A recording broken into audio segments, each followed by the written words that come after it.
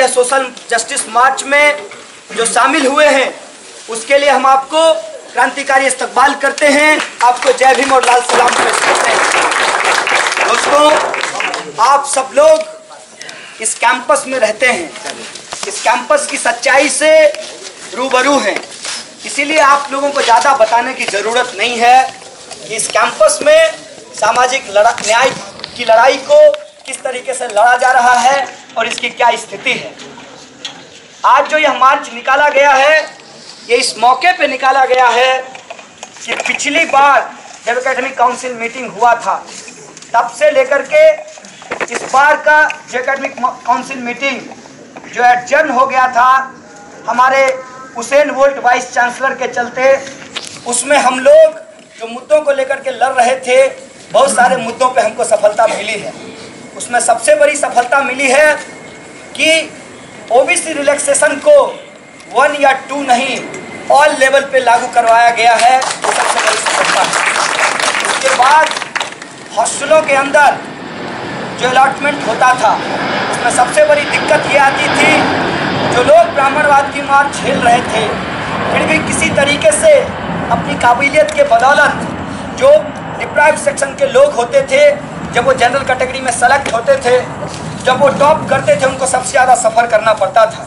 इसीलिए महसूस की गई कि रिजर्वेशन को 27% ओबीसी रिजर्वेशन को हॉस्टल अलॉटमेंट में भी लागू कराना चाहिए, और जिस तरीके से SC ST और पर्सन विद डिसेबिलिटी का एक सेपरेट लिस्ट आता है, उसी तरीके से ओबीसी कैंडिडेट का भी एक सेपरेट लिस्ट आना चाहिए और 27% रिजर्वेशन को लागू कराना चाहिए, इसको भी लागू कराया गया है। साथ ही साथ इस बार का डेटा है 92 स्टूडेंट डायरेक्ट PhD में सेलेक्ट किए गए, उसमें से केवल 2 स्टूडेंट नॉन रिजर्व कैटेगरी से हैं, बाकी 2 स्टूडेंट जो हैं वो रिजर्व कैटेगरी से हैं, 90 स्टूडेंट नॉन रिजर्व कैटेगरी से। इस डेटा के बाद यह सवाल वापसा और दूसरे संगठनों भी उठाया। JNU के साथ जब हम लोग ऑल पार्टी डेलीगेशन पिछले वाइस चांसलर को मिलने के लिए गए थे, उन्होंने यह आश्वासन दिया था कि इस मामले को हम हल करेंगे, लेकिन जब नए वाइस चांसलर साहब आए उनका रवैया बहुत ही डिली डैलिंग वाला था। इस बार के एकेडमिक काउंसिल में इस मुद्दे को भी मजबूती से उठाया गया और जो फार्मूला हमने सुझाया JNU की तरफ से, उस फार्मूले को माना गया कि रिजर्व कैटेगरी के सीट को अनरिजर्व कैटेगरी में कन्वर्ट नहीं किया जाएगा, और जो कट ऑफ का मसला है, कट ऑफ के मसले को ना मानते हुए किसी भी सूरत में उस सीट को फुलफिल किया जाएगा, ये बात मानी गई। साथ ही साथ उन लोगों का लॉजिक ये था कि किसी सेंटर में 1 सीट होता है या 2 सीट होता है, उसमें हम रिजर्वेशन को फॉलो नहीं कर पाते हैं। हमने ये फार्मूला सुझाया कि आप रोस्टर सिस्टम को लागू कीजिए, जिस तरीके से रोस्टर सिस्टम को फैकल्टी पोस्ट के ऊपर इम्प्लीमेंट किया जाता है, वही सिस्टम आप डायरेक्ट PhD के स्टूडेंट के एडमिशन में भी लागू कीजिए, और रिजर्वेशन को सेंटर के आधार पर नहीं, स्कूल के आधार पर अगर आप देंगे तो उसको इम्प्लीमेंट किया जा सकता है। इस बात को भी माना गया है। ये जो 2 अहम सवाल था, इस पे हम लोगों को कॉन्क्रीट अचीवमेंट मिला है। इसके साथ साथ 2 और अहम सवाल हैं जो सामाजिक न्याय से जुड़े हुए हैं। पहला सवाल ये है कि इस कैंपस के अंदर लगातार ये देखा गया है जो डिप्राइव्ड कम्युनिटी के लोग हैं उनके साथ वाइवा के अंदर भेदभाव किया जाता है। इस बार के हाउस में एक पॉजिटिव सेंस था और बहुत सारे स्कूल के डीन ने बाकायदा स्वीकार किया कि टीचरों के द्वारा खास तरीके के मानसिकता से ग्रसित होने के चलते एक खास तरीके के बैकग्राउंड के लोगों को कम नंबर दिया जाता है, और ऐसा डेलिबरेटली जानबूझ करके किया जाता है। यह स्वीकार करने के बाद जो स्टूडेंट यूनियन का डिमांड था, उसके साथ बहुत सारे टीचरों की सहमति के बाद पूरे हाउस ने माना कि 30 नंबर बहुत ज़्यादा है, इसको कम होना चाहिए। वहाँ पर एडमिनिस्ट्रेशन की तरफ से 20 नंबर का प्रपोजल आया, इसको घटा करके हम 20 कर देते हैं। हमने उसको सिरे से मानने से इनकार किया और हमने कहा कि आप इस पर कुछ भी कर लीजिए, आप अपना एनालिसिस कर लीजिए, लेकिन हमको 10 से 15 नंबर से ज़्यादा वाइवा का नंबर नहीं चाहिए, और हम अपने मांग पर रिजिड रहे। और चूँकि हाउस में एक पॉजिटिव सेंस था, उसके बाद एडमिनिस्ट्रेशन ने कहा कि इस बार के जो एडमिशन होंगे उसमें ये लागू करना संभव नहीं है, लेकिन हम इमीडिएटली जुनूटा और JNU के रिप्रेजेंटेशन के साथ कमेटी बनाते हैं और आपको हम ये आश्वासन देते हैं, प्रिंसिपली हम एग्री करते हैं कि अगला एडमिशन में हम वाइवा के नंबर को कम करके प्रोस्पेक्टस में छापेंगे। इस बात का आश्वासन हमको मिला है। लेकिन जब तक ये लड़ाई हम लोग जीत नहीं लेते हैं तब तक हम इसको जीत नहीं मानते हैं। क्योंकि हमारी लड़ाई बहुत लंबी लड़ाई है। कुछ छोटी बड़ी चीज़ों को जीत लेने से हमारी लड़ाई ख़त्म नहीं होती। हमारी लड़ाई तब तक जारी रहेगी जब तक समाज के अंदर हम लोग समानता को स्थापित नहीं कर देते हैं, जब तक ऊंच नीच और भेदभाव को ख़त्म नहीं कर देते हैं। इसी कड़ी में एक और सवाल हमारे बीच था, वो ये था कि जो CGPA का मसला है, जिसमें SC ST स्टूडेंट के लिए 5.5 CGPA होना चाहिए MPhil से PhD में प्रमोट होने के लिए, जनरल और OBC कैंडिडेट को 6 पॉइंट चाहिए। हमने वहाँ भी ये सवाल उठाया कि जब कैटेगरी 3 है तो इसका क्राइटेरिया भी 3 होना चाहिए। और एक प्रपोजल जो कमेटी बनी हुई है ड्रॉप आउट के मसले को देखने के लिए, अनुराधा चिनॉय की अध्यक्षता में, उस कमेटी ने यह सजेस्ट किया कि 5.5 जनरल के लिए, 5.2 OBC कैंडिडेट के लिए और 5 पॉइंट SC ST PH के लिए होना चाहिए। इस पर भी एग्रीमेंट हुआ है, लेकिन ये पास नहीं हुआ है। ये दोनों सवाल को हम लोगों को आगे पास कराना है, क्योंकि ये सामाजिक न्याय के दो महत्वपूर्ण सवाल हैं जिस पर अभी और लड़ाई की ज़रूरत है। दोस्तों, कुछ बातें यहाँ पे कहना बहुत ज़रूरी है जो अंदर एकेडमिक काउंसिल मीटिंग के दौरान हुआ। मसलन सबसे बड़ा मज़ेदार बात ये था कि नॉर्थ ईस्ट इंडिया को पढ़ने के लिए एक प्रोग्राम चल रहा था। उस प्रोग्राम को जब स्टडी सेंटर में कन्वर्ट करने की बात हुई तो हमारे जो जॉइंट सेक्रेटरी थे, जो टीचरों को पाकिस्तानी एजेंट कहने के अलावा और उनके मुंह से कुछ निकलता नहीं है, वो चुप्पी साध कर बैठे हुए थे। लेकिन आज ABVP ने क्लेम किया है कि हमने लड़ करके उसको करवा दिया।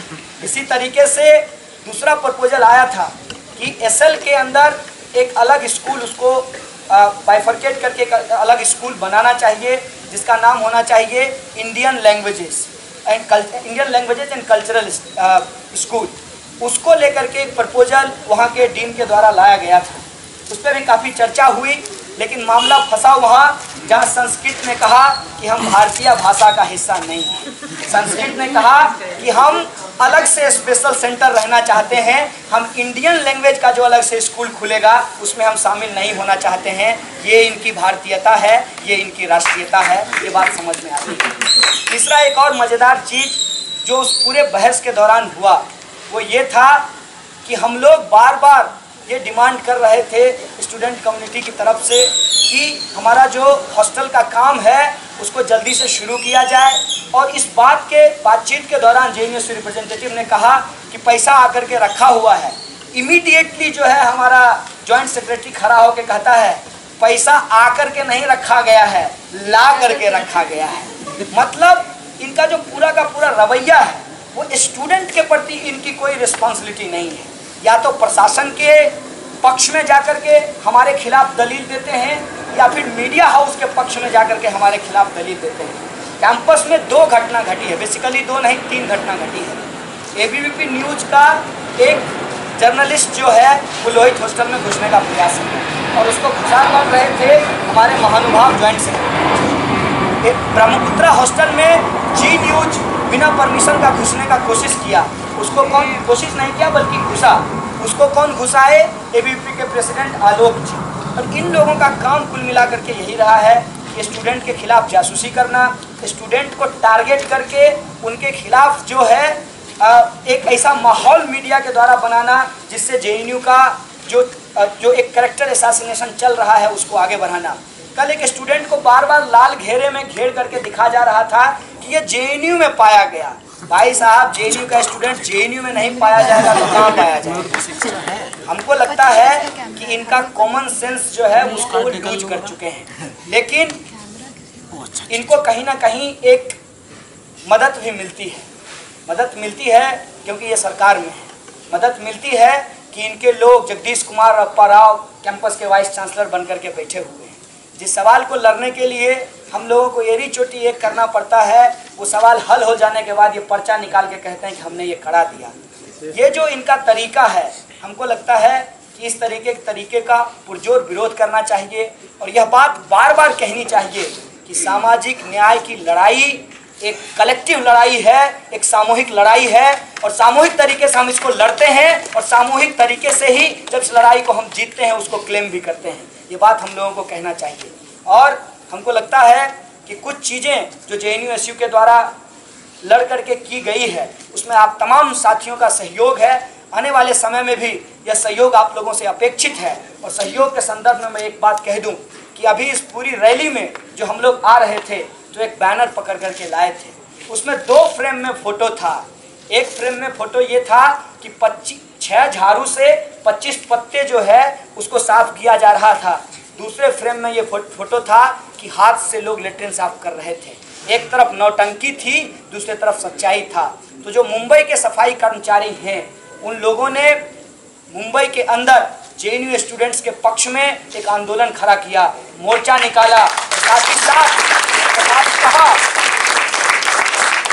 इस देश में अगर विद्यार्थी सामाजिक न्याय की बात कर रहे हैं, इस देश में विद्यार्थी अगर ये कह रहे हैं कि मैनुअल स्कैवेंजिंग को खत्म करना चाहिए, इस देश में विद्यार्थी अगर कह रहे हैं कि ठेकेदारी प्रथा को खत्म होना चाहिए, इस देश के विद्यार्थी अगर कह रहे हैं कि सामाजिक न्याय को लागू करा के सबको सेल्फ रिस्पेक्ट के साथ रहने का हक और अधिकार है, तब ये मजदूरों का भी जिम्मेवारी बनता है कि वो विद्यार्थी आंदोलन के पक्ष में खड़े हों। और वो 4 लोग जो मुंबई के अंदर सफाई कर्मचारी हैं, सफाई कर्मचारियों के बीच में काम करते हैं, ठेका प्रथा के खिलाफ संघर्ष करते हैं, इस देश के अंदर जो नव उदारवादी लूट है उसका विरोध करते हैं, सामाजिक सम्मान की लड़ाई को लड़ते हैं, वो 4 लोग टिकट नहीं मिलने के कारण मुंबई से गाड़ी चला करके हमारे बीच आज आए हैं। हम जेएनयू की तरफ से तमाम छात्रों का पूरा इस्तकबाल करते हैं, उनको जय भीम पेश करते हैं, उनको लाल सलाम पेश करते हैं। और इस बात का